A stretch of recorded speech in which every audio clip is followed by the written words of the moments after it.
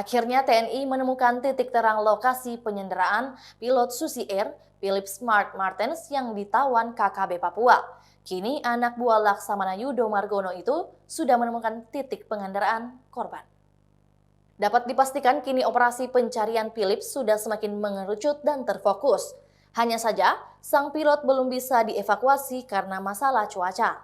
Cuaca di Papua tidak menentu hingga mengaburkan koordinasi anggota TNI di lapangan.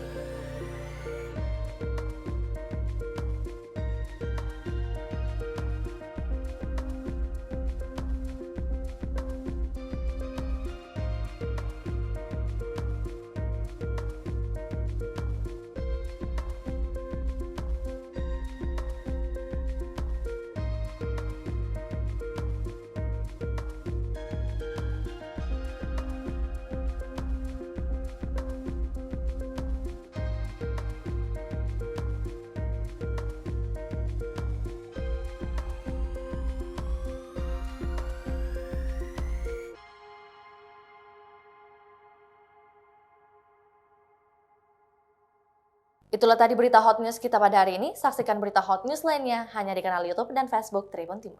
Terima kasih sudah nonton. Jangan lupa like, subscribe, dan share ya.